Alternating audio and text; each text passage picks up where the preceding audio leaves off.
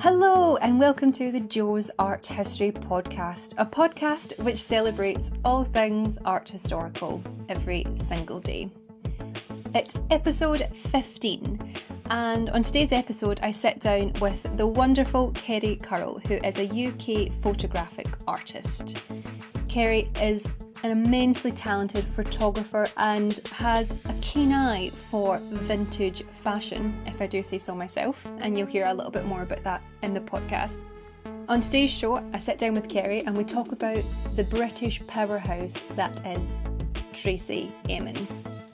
For those of you who may not know, Tracey Emin is a British artist and she's quite controversial and is known for using a variety of media, which includes drawing, painting, sculpture, film, photography and neon text, as well as many other things. She is incredibly important within not just British art history, but also was very pioneering in talking about what was once considered taboo topics such as mental health, and also openly discussing very tough issues such as rape and abortion, things that even to this day are still considered very taboo subjects. But Emin very much is a person and an artist who lays herself bare, and she doesn't have anything to hide from people. It's her experience, and that's how she chooses to communicate her experience through her art.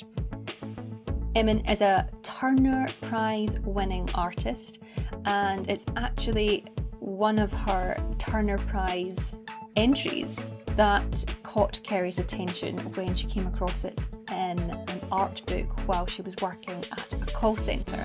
Some of you may have heard of this already. It's called My Bed, and it still to this day causes quite a stir. This is an incredibly interesting chat where we discuss Emin's work, Emin's business savvy nature as an artist, and also why we all probably should be a little bit more like Tracey Emin. Sit back and relax and enjoy as I speak to Kerry about the powerhouse that is Tracey Emin.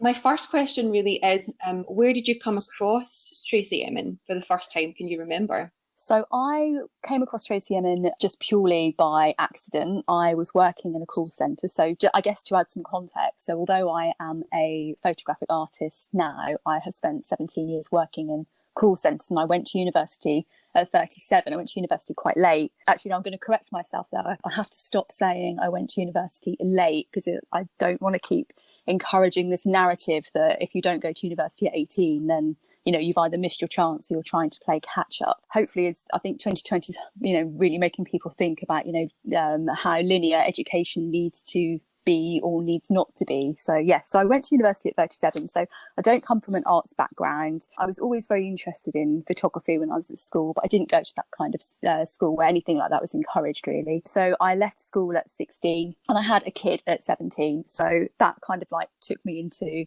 call centre work. No one grows up wanting to work in a call centre, but they are really interesting melting pots of people. But it was incredibly mundane, to say the least. And I have always really liked charity shops and books, and I just came across this book in a charity shop and I took it to work with me to try and break up some of the mundaneness. And we weren't allowed to read at our desks, so I was covertly reading it under the desk whilst I was on calls. And I was just flicking through. I knew nothing about Tracey Emin. I just turned to this page and there was this picture of a bed, and it just really struck me. It just really hit me. And I didn't know anything about her being a controversial artist. I didn't know anything about the work. This was kind of pre-internet days, so I didn't even really go and look further into the work. I just was struck by this picture and all of this debris, and probably felt slightly relatable perhaps at the time as well. And that's kind of how I discovered Tracey Emin. Pretty much trying to skive whilst working in a call centre, I guess, to summarise it. I think Tracey would love that if she if she heard, because she's quite mischievous. I find her work quite mischievous and very sort of, like you said, there's a real sort of strong narrative that hits people with Tracey's work, and I think The Bed is a great example of that. Particularly, I think when you're in that weird phase in your 20s and 30s, and well, it can hit you at any point in your life really, where you don't really know sort of next steps to take, and you can sometimes feel a wee bit sort of lost. And I think that's why Bed really sort of resonates with people as well, just because it's, you know, it's an object we're all very familiar with, and yet it's, I don't know, it's sort of peering behind the curtain of someone's exterior, because you don't really see what goes on behind closed doors, so to say. I think it's just such a personal space, the bed, isn't it? You know, whoever's bed it is, whether it's Tracey Emin's, yours, mine, your neighbours, it's a really personal space that you don't really get to see. And if you have guests to stay, you make sure that the bedrooms are really nice and tidy. And I don't know, I won't tie you with the same brush, but I've definitely done that thing where it's like, oh my God, just open the cupboard door and stick everything in. You know, the room needs to look tidy. So I just think to be able to look at all of this debris, and really was controversial at the time. So this was back in 1999, this piece, wasn't it? And it was part of the Turner Prize, which I had to actually look who won that year, because it was Steve McQueen, because I think My Bed installation and Tracey Emin as a person kind of is really associated with that year. So I had to actually have a look who did win it, because it wasn't Tracey Emin. Well, that's it, because she got so much, sorry to interrupt, she got so much like media coverage from it, and it really was the thing that sort of drew everyone to the Turner Prize, because everyone was like, how is this art? But that was something I didn't Google actually, was it this year? Because she did win the Turner Prize eventually, but it wasn't this year. The controversy, I did actually find a couple of really interesting quotes actually. So the culture secretary, who at the time was Chris Smith, so he criticised the jury for choosing what he called, quote, shock installations, which he felt gave the country a bad rep in the art world. And there was another one, which is probably one of my favourite responses ever. It feels like it needs to be like a strapline on an album cover or the back of a book or something. So someone said, "It makes me so angry to see these so-called artists glorifying a messy bedroom. What is the world coming to when a major art exhibition sends out this message?" And that was said by someone described only as a mother who was interviewed in The Sun in October 99. And I just thought, sorry mum, that's such a sorry mum thing, isn't it? No, I know. It's so funny as well, because obviously Tracey is part of that group, which is known as the YBAs, so the Young British Artists, who, for people listening that maybe don't know, they really came to force at the end of, the 80s into the 90s, and particularly round about 97, there was a huge big exhibition at the Royal Academy of Arts in London called Sensation, where Charles Saatchi, who very much championed these young artists, it was people like Damien Hirst, Marcus Harvey, Sarah Lucas, Tracey Emin, of course, and people were queuing out the door, but it caused a sensation too, like quite rightly, and it really helped put British art on the map. It's really such a funny thing, but I feel even Tracey herself says it, that the bed, the longer people have had to sort of get used to it, it's probably aged better than probably what it was received at the beginning, if that makes sense.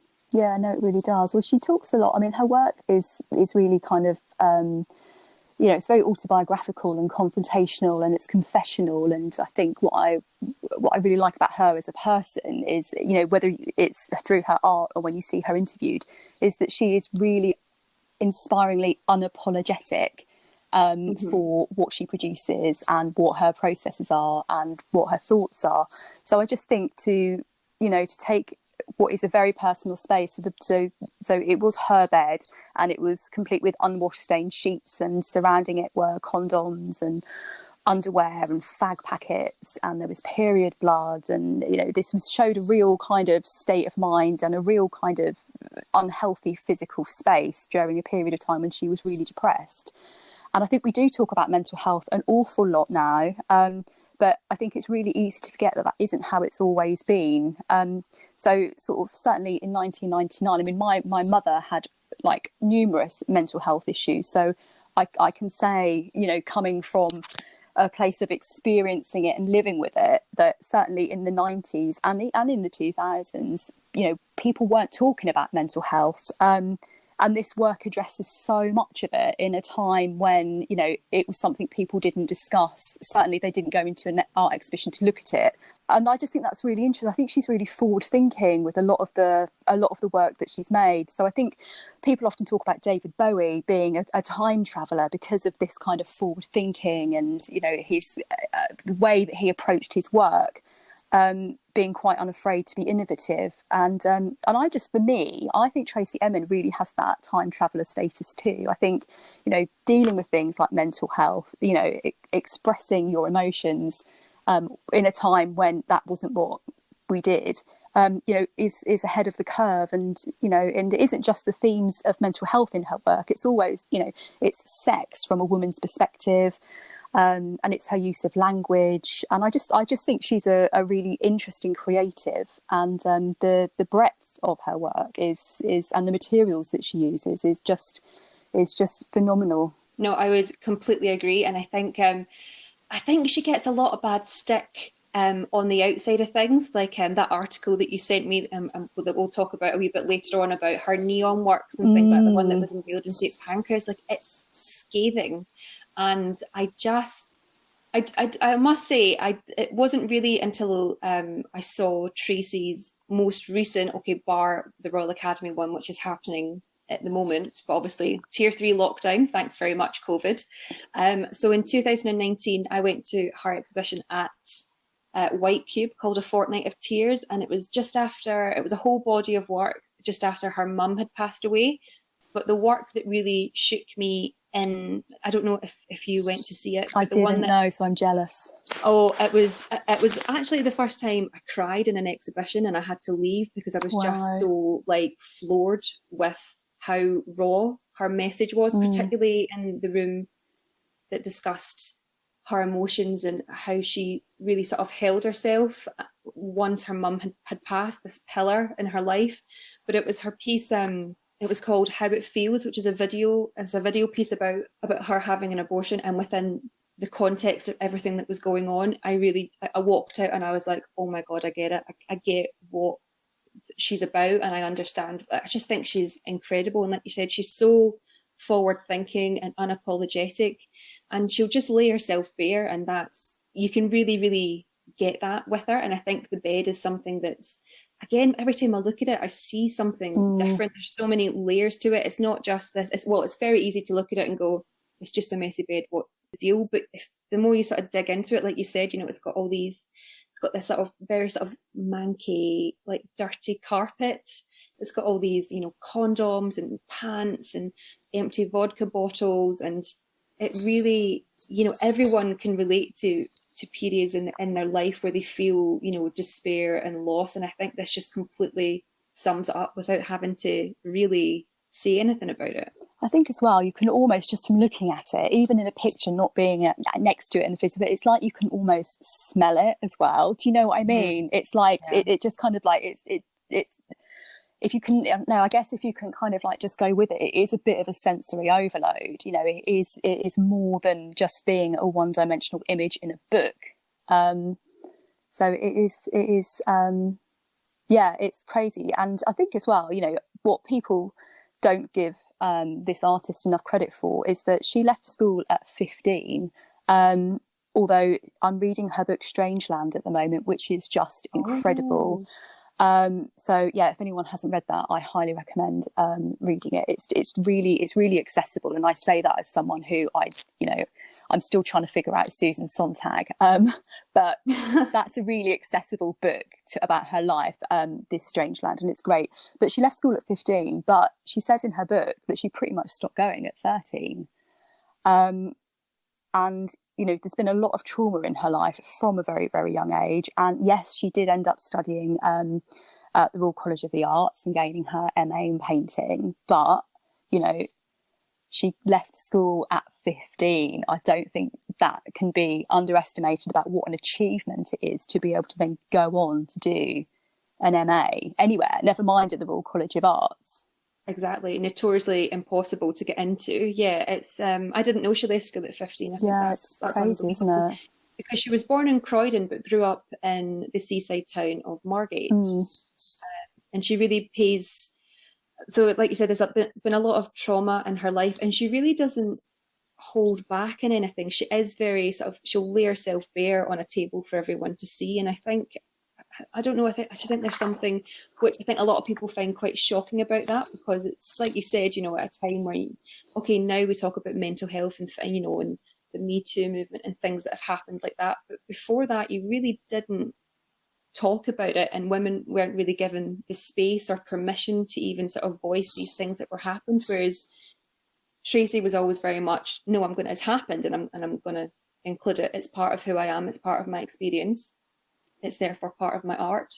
And I think that's why she's so important. And this piece is so key within not just her sort of, you know, body of work, but also within the history of art. It's a real sort of turning point for discussion and conversation. It really sort of drew people to the Tate to see it. And then it kind of went on a little bit of a world tour. It was in Japan actually before it went to the Tate.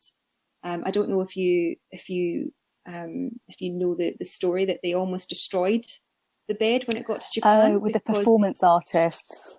Yeah. Oh no, that was at the Tate. Oh, yeah. So Tate. When it was, yeah. The two people. What did they do? They jumped on the bed or something? Yeah, they jumped. Some performance artists jumped on the bed to, I guess, be part of the art and join in the performance. And and it had to be kind of remade. But no, I didn't know about Japan. God, this bed has been on adventures. It's amazing. So essentially, and for anyone listening, I'll leave a link. It's a Newsnight interview that she has, and she talks about it going to Japan. So when she made the bed, it was first displayed there. And when it got to customs, because at this time she really wasn't a very famous artist and she didn't have a lot of money. And something that I never noticed, and I don't know if you have as well, that there's also two suitcases behind the bed. Yes. And so I had never seen this until I was researching it for this podcast. I was like, how have I never seen these two suitcases? But she was so skint that she put all the little bits. So everything, she says it's kind of like a forensic sort of science investigation, but in reverse whenever she installs it, because everything comes in little bags. So all the fag buds and condoms and pants and whatever, everything's put in individual bags. And then she was so skint, she placed everything in the suitcases that are beside the bed. And when it got to Japan, when they obviously scanned the suitcase, they were like, what is this art? Like, is this artist still alive? And she needed a letter from the British Council and Nicholas Sirota, who was the head of Tate at the time, to confirm that it was a work of art and she was a living artist. Otherwise, they were going to incinerate it. So I just think it's incredible that it was nearly lost before its journey even really began. Wow, imagine if that happened. It's the proper slide. I always think the things like sliding doors moments, you know, it's just like, oh my God, yeah. One split second and everything could have been so different. No, I know. And I just think, like you said, there's so many layers to this bed, because it hit auction quite recently as well. Do you know about that? No. So it's probably a good job.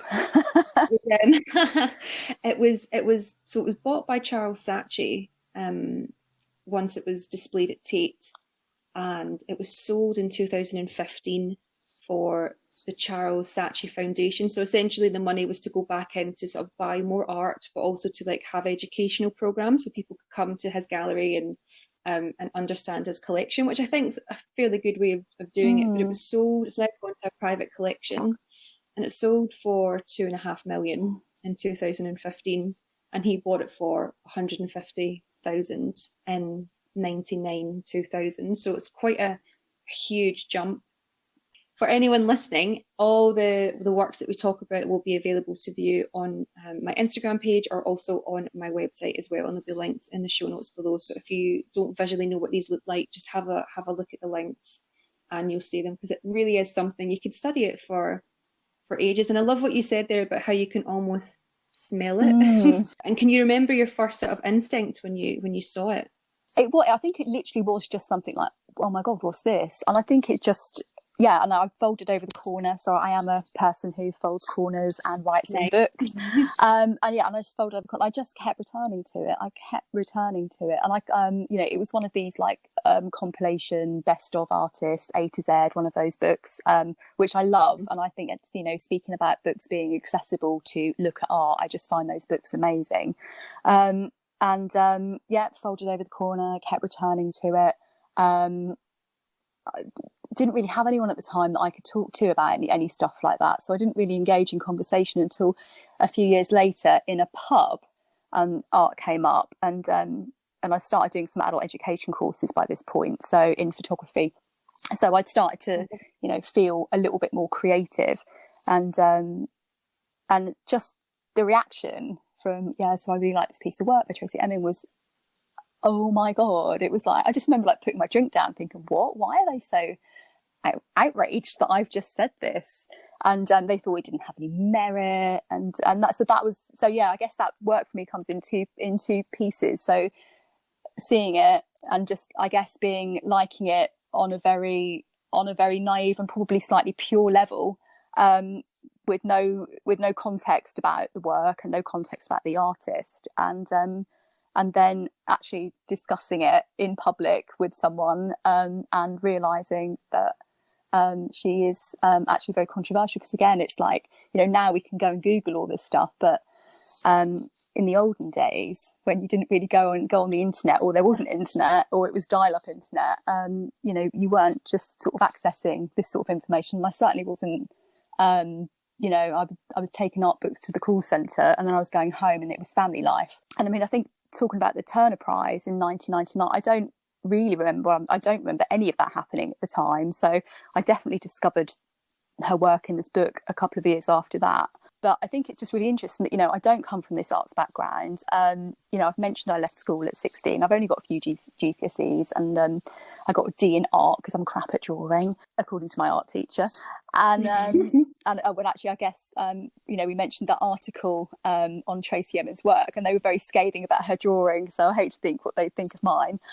And I just find it really interesting that, as someone who basically is a council estate kid, teenage mum, I tick all of the Daily Mail kind of readers won't like me boxes, but I can connect with this piece of work for no other reason than opening a book and really liking it. And I just think, I wonder if sometimes the art world is scathing about Emin's work because it does have the potential to appeal to people who aren't necessarily arty people. I don't know.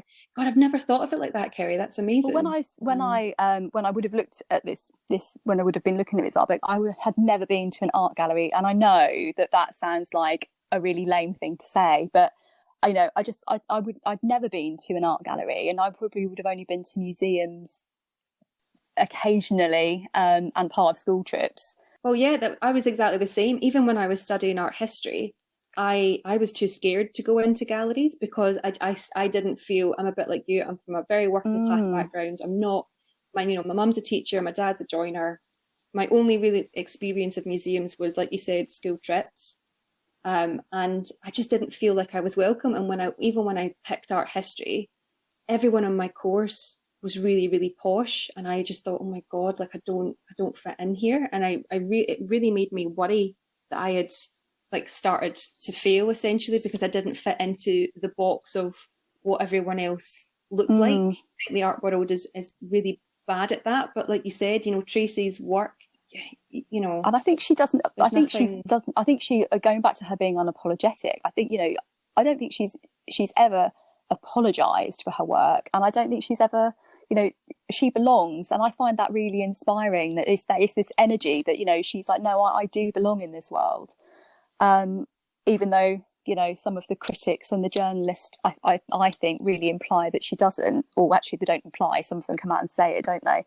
But I just really like that. No, I do belong in this world, and this is my art, and if you like it, you like it, and if you don't, then you don't. And I just think in 2020, a year when most of us have been surrounded by home life in various states of tension and chaos and mess, so I'm sort of sitting here actually on my bed, ironically, because The downstairs room is noisy because there'll be buses going past. My husband turned the washing machine on in the room that I was going to do this podcast from. So it's like, so here I am in my bedroom, which actually, frankly, is slightly teenager and a bit messy at the moment. And I just sort of look at not just that work, but a lot of her work and just think, she's, was she sending us a message from 1999 to the present? I loved when we first started talking about doing this podcast, and I said to you also what Emin worked, and your instant reaction was, her bed sums up 2020. Let's talk about that. I was like, oh my God, it really does. Just everyone, you've just kind of given up a little, particularly it's now reached December and we're back into any lockdowns or whatever tier we're in now. You can't really keep up, so you do just kind of want to like sit in your bed and like wait till it's all over. Yeah, completely. And I found lockdown 2 harder actually for some reason. Same. I don't know if it's because it was not as light for longer, I think so. But I also think for me why I struggled with it is because Boris was so like, London won't go into tier 3, it's the capital, we won't do that. And then it happened. And I just kind of feel like they gave everyone that sense of normality, and everyone was kind of just about getting back into the swing of things, and you had a rough idea of what it was looking like. And then it was gone again. And I think that's why it's been such a struggle for me personally, have that taste of freedom and then take it away. But it's, I very much resonate with this, and the packed suitcases, I'm like, I need to go away. Whenever travel is safe again. It's such a profound piece and really relatable at any point, I feel. I love that when she makes it as well, she physically gets into it and has a little sort of like wiggle around and then gets up. Let's move on then and talk about some of Tracey's other pieces. So you sent me a neon of Tracey's. Is that something, have you ever seen any of Tracey's work in real life? Have you gone to an exhibition? I saw my bed at the Tate and I haven't seen anything else. Oh wow. And it is that, I hate to say it, but it is that sort of thing of not being in London all the time to be able to catch these things. So I was splitting my time between Norwich and London as much as I could pre-COVID. But now I'm back in Norwich. So we will see what the future holds, as in which city I will end up in. But what I quite like about Emin's work, full stop, really, is that she does do a lot of public art. So with the neon work, which she first started creating in about 95, I think I was like to say everybody loves neon, but according to some of the critics, they don't. But I just think, I don't know, how can you not love neon? I just think, so she growing up in Margate, surrounded by the seaside neon, and I just think I grew up in Norfolk, so for me my nearest neon would have been Great Yarmouth, and it's somewhere that I still go. And I just think, I've probably been looking at the neons of Great Yarmouth for a period of about 40 years, because I'm 43, so I've been going to the seaside quite, for many years. And I just don't think it ever gets old, I really wanted to go to Margate and Blackpool this year, but COVID ruined that. So they're definitely on my list of places to go. But I just think neon for me is seaside memories. But it's also, I'm really influenced by disco in my work. So it's disco and it's that bar sign enticing me in. And I really wish I could go into a bar right now. It's, it's that spinning of the fairground. It sort of reminds me of the late night trip to the corner shop. And even things like, like nail bars have the flashing neons in the window, Even there's one down the road from me that I don't go in. It's not where I go, but every time I walk past, I want to see the neon sign flashing. So I just think it's something that's so familiar that I just really, and it's just emotional. I think it just evokes so many things. And of course then Emin takes all of those colours, and she creates even more a layer of emotion by using words and emotions and phrases. And I think what's really interesting about these is that it's actually her handwriting. So it's really personal as well. Again, it's that Emin touch in every single thing she does. It's not a shark in a tank, or I don't know. I just feel like it feels like there's her fingerprints on everything that she does. And I'm just surprised that people don't like this neon stuff, to be honest, because I just sort of think, who doesn't like neon? Who doesn't like, just nice words and poetry? And what kind of person is getting personal now to the critics, but what kind of person are you if you can look at this and feel negative stuff? Do you know what I mean? They remind me of sitting in class and when you doodle hearts and you'd be writing thoughts, and I think most of us thought you know, we were poets when we were 15, and you know, would keep notebooks, and that's what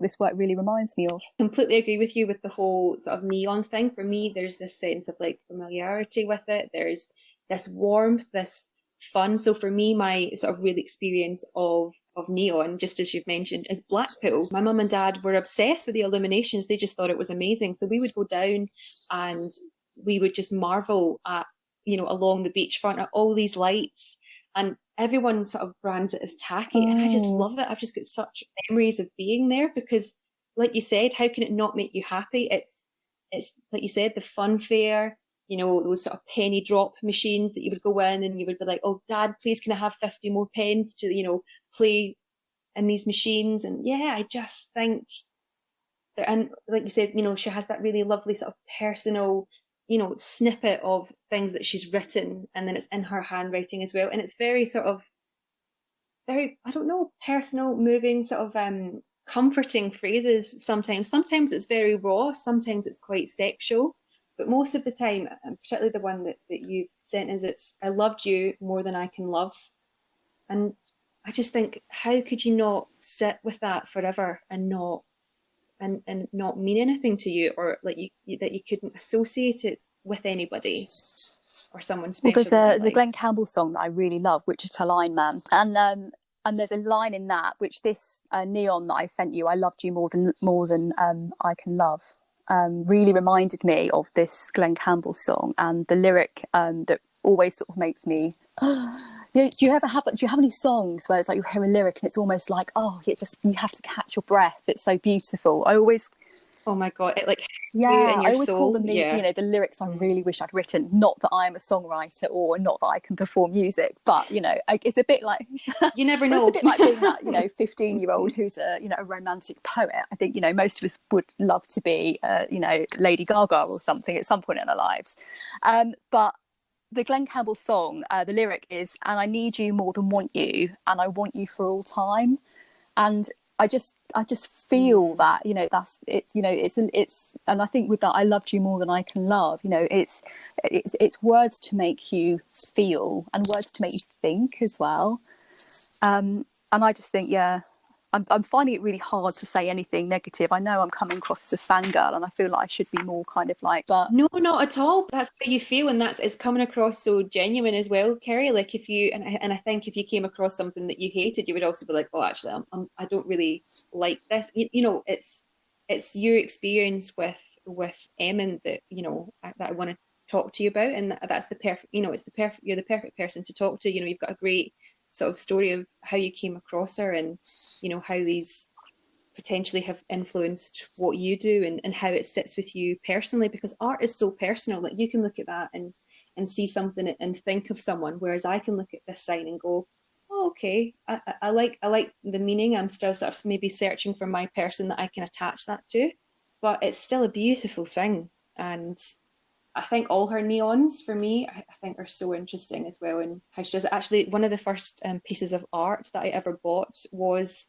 a poster of a Tracey Emin, or a print of a Tracey Emin neon, and it's called Love Is What You Want, and it's one in a heart. And I just think they can hit you in such a way, and everything's so personal. Like you could see that neon and it just doesn't do anything, and you can turn a corner and see something different, and it can just completely floor you. And I think that's the power of Emin's work as well. And like I said to you, I really didn't understand what the deal was until I saw her 2019 show, and everyone I spoke to, I was like, you have to get to White Cube, you have to get to White Cube.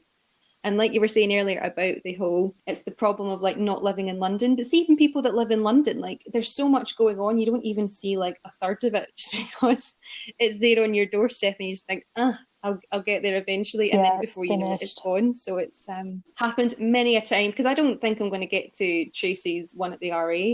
I think she's got a few going on. She's really actually, but she's quite good at like. I think we were going to say the same thing. She's really prolific, isn't she? She's, you know, the breadth of her work, and you know the volume of her work.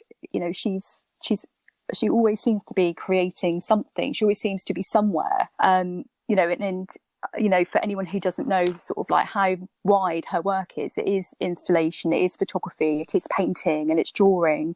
and it's sculpture and it's needlework and it's video, and there's probably things that I've missed off that list.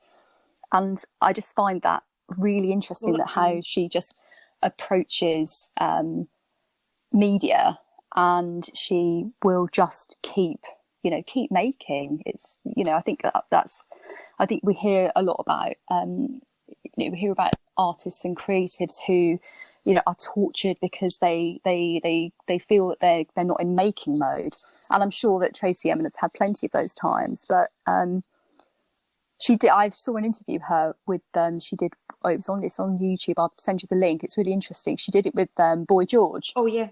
And she talks about how that she is a good businesswoman, because you have to be. You can't. And there's another documentary, What Do Artists Do All Day, which is a brilliant series. And she talks about having to go and see her accountant, and it being such a painful experience because it isn't what she wants to be doing. She wants to be making, but that is part of the process. So she isn't just an artist. She's also a really good. She seems to be a really good businesswoman as well. She's very savvy and smart and wise. And from my own personal experience, being a creative and being a smart business person the two don't necessarily go hand in hand. So to be able to constantly make work and market that, and do all the media thing, she's quite incredible. She's very very studious.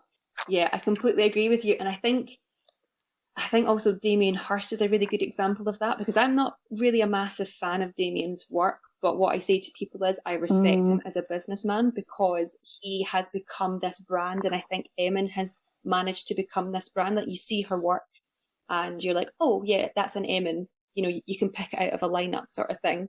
And I think, like you said, she doesn't get enough credit for her business savvy attitude, and how she's just completely taken control of her career. And I think I think she's amazing, and she deserves everything that she has, really. And which is why I don't really understand why. I don't know if it's because she's a woman. I don't know if it's because she's so outspoken, or, doesn't really hold back. It gets such stick from particularly quite a lot of male critics. And you were amazing enough to send me that quite frankly hilarious review in the Telegraph of her work in St Pancras. So what is the work in St Pancras? It's another so the neat work one in St Pancras was 2018, and it was called. The words were, "I want my time with you." And it was a huge installation piece, and sounds like it was quite a bit of an engineering feat, actually. So although it was inspired by her neon work, they actually had to use LED lights because the neon would have been too heavy. So again, I think that's something else that you don't think about when you're making an artwork. There are all of these practical things that you have to think about as well. So it was in St Pancras, and it was pink, which also really seemed to piss off this journalist or art critic. And I haven't even looked at the comments on the article. Sometimes I'm just like, do I want to read the comments or don't? So I've left it for another day. But yeah, the whole piece. So the article was in the Independent, so the whole article was basically covering the grand reveal of Tracey Emin's work at St Pancras. The whole piece comes across as really kind of spiteful, I think. I don't think that can be overlooked. That is this part of the issue with Emin's work, that a lot of the, perhaps a lot of the gatekeepers are, or I don't know, maybe they are less now, but they were, potentially still are, male. And Tracey Emin's work does come from a very female perspective. But the article in The Independent didn't like the fact it was pink, didn't like the message, doesn't really seem to like Tracey Emin as a person very much. I think they described her as being shouty or something like that. Yeah, and then they made a comment about her wonky snarly face. I've just got it up in front of me. Personable. She sets her face in that snarly, wonky, slightly combative look of hers. Sorry, I probably didn't read that right. 2 more minutes, she calls. 1 more minute. 30 seconds. We're here to celebrate, or at worst, merely look at a new light work. And it's just like, and that's just the opening of it. So in the first paragraph, they've discussed her face, and it's just like, and this was only written in 2018. So this isn't like, so we can't even kind of put this down to Oh, yeah. Well, weren't things different 20 years ago? Oh, and it says as well, she loves the work she's made. How dare she, as an artist, be confident and proud to have this piece of public art for everyone to enjoy. Yeah, what I thought was really interesting about the article is even when they were talking about sort of the champagne breakfast, they were like the croissants and coffee was into infinity. And I was like, what does that do to the art? Why is that? Do you think they just had a really bad day? I don't know, but they just really, I've honestly never read anything as scathing as this. I particularly like the bit that sort of further down, he says, I want my time with you. And he's put it in bold. And he says, I isolated it like that, giving it a paragraph on its own, emphasising it in its bold type in order to let the profundity breathe for a moment. And you're like, oh, calm down. And then he goes, yes, from today, hot and sweaty off the train, you can pause for a moment as you smart wheel your 50 kilos worth, moving with grinding remorselessness in the general direction of the roaming traffic, asphyxiated mystery of the Marylebone Road, while glancing for a microsecond and, as you do, find yourself falling into the arms of Tracey's vague, lame, unloving appeal. It is so bad it's funny, isn't it? So for anyone listening, I'll leave the article to you. It's really, I couldn't believe it because I reread it this morning before we spoke, and I was like, yeah, wow, that really was as scathing. And then he goes on to sort of slate everything else. But what's really interesting about this installation is it's part of a series in collaboration with the Royal Academy of Arts. And there's been 4 others previous to, or Tracey was the 4th. So one was Conrad Shawcross, who's also an RA sculptor.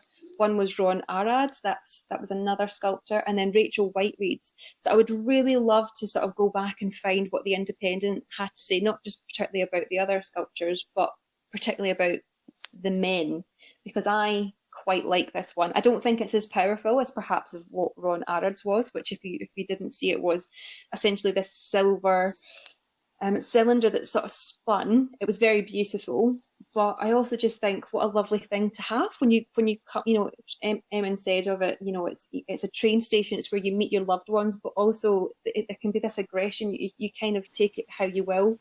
You can kind of be demanding someone that's away from work, being like, hi, I want my time with you. You're always away. Or you can be like, oh, I've missed you. I can't wait to have our time together. Well, I think it's amazing to also have, you know, art in a public space where, you know, even if you're just walking past it, you're still interacting with it in some way. You know, I just think to take, you know, artwork out of a gallery. And I think, you know, we were saying earlier about being frightened to go into galleries, and I still do get very intimidated.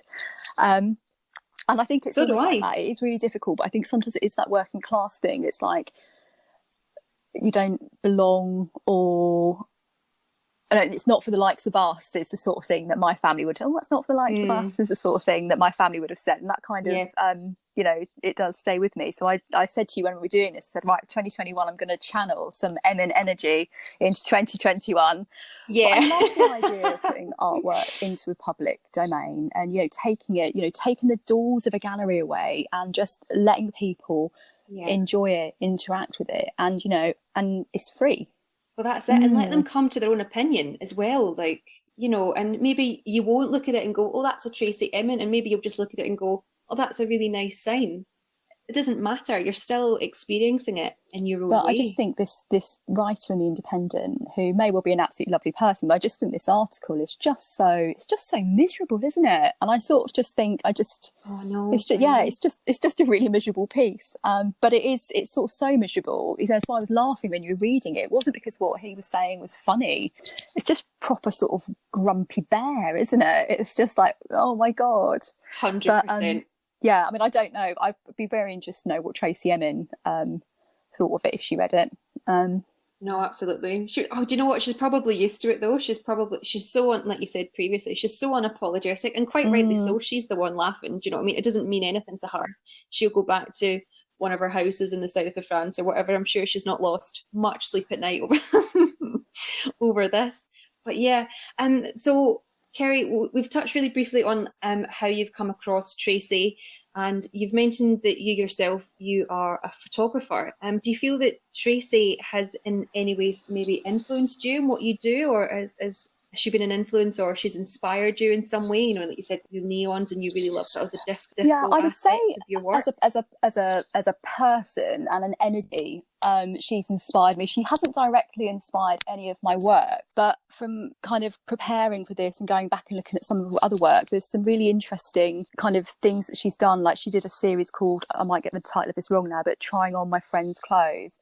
And that was something in the 90s where, you know, so I work a lot with secondhand clothes and vintage fashion, and I just found that really interesting because lots of my work does include my friends or models like wearing my clothes or wearing, you know, stuff from my styling rail. I'm making my styling rail sound really glamorous. What my styling rail is all the cool secondhand and vintage clothes I like that won't fit me.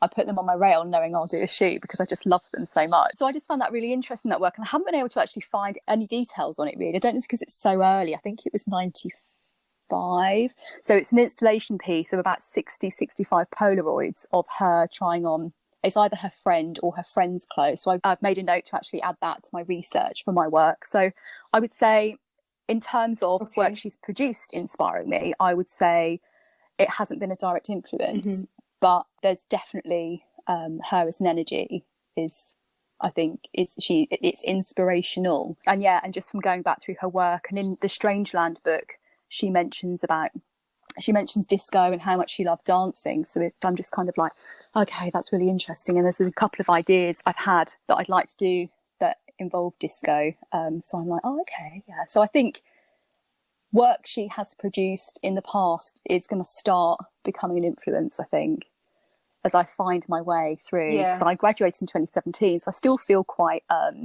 I think everyone's just going to like treat 2020 as a gap year we didn't want. So I still feel quite new out of university, really. So yeah, it's just a great time to, 2020 has been good in some ways to kind of, you know, it's given me the opportunity to do this, for example.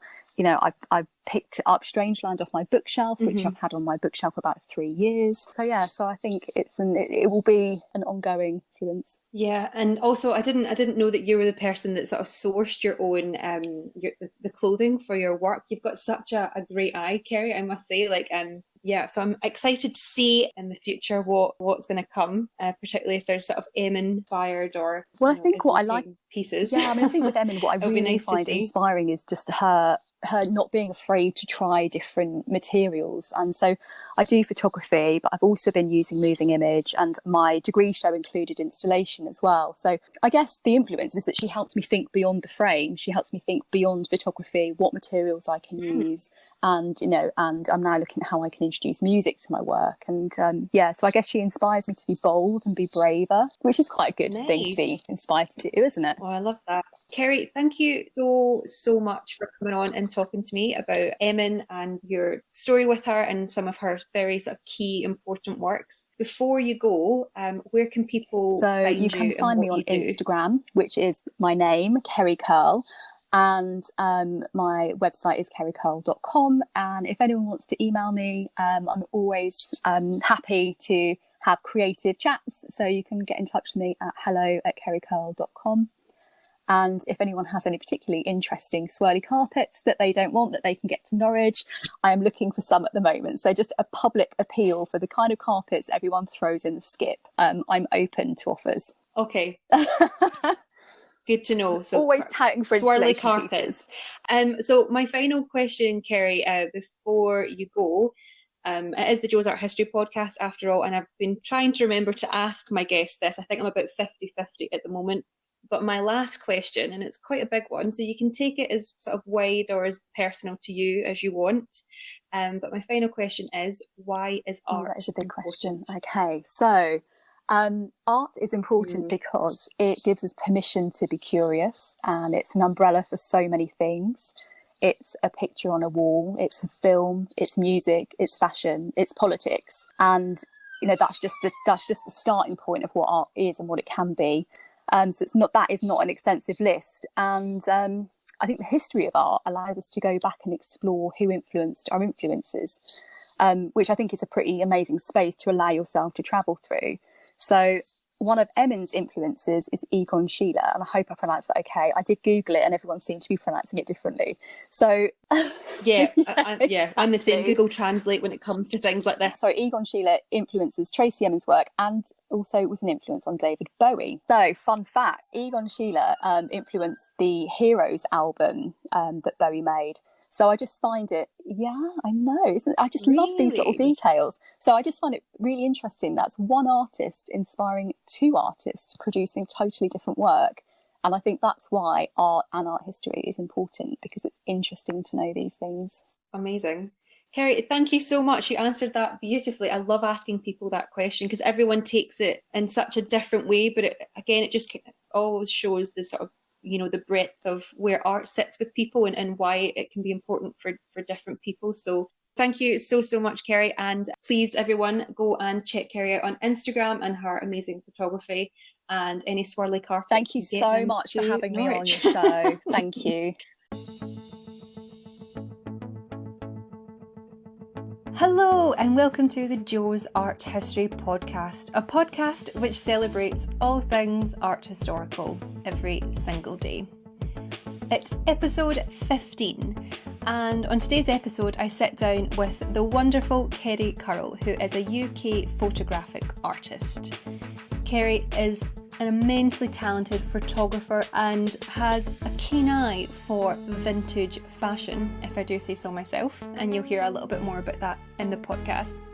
On today's show, I sit down with Kerry and we talk about the British powerhouse that is Tracey Emin. For those of you who may not know, Tracey Emin is a British artist and she's quite controversial and is known for using a variety of media, which includes drawing, painting, sculpture, film, photography and neon text, as well as many, many other things. She is incredibly important within not just British art history, but also was very pioneering in talking about what was once considered taboo topics such as mental health, and also openly discussing very tough issues such as rape and abortion, things that even to this day are still considered very taboo subjects. But Emin very much is a person and an artist who lays herself bare, and she doesn't have anything to hide from people. It's her experience, and that's how she chooses to communicate her experience through her art. Emin is a Turner Prize winning artist, and it's actually one of her Turner Prize entries that caught Kerry's attention when she came across it in an art book while she was working at a call centre. Some of you may have heard of this already. It's called My Bed, and it still to this day causes quite a stir.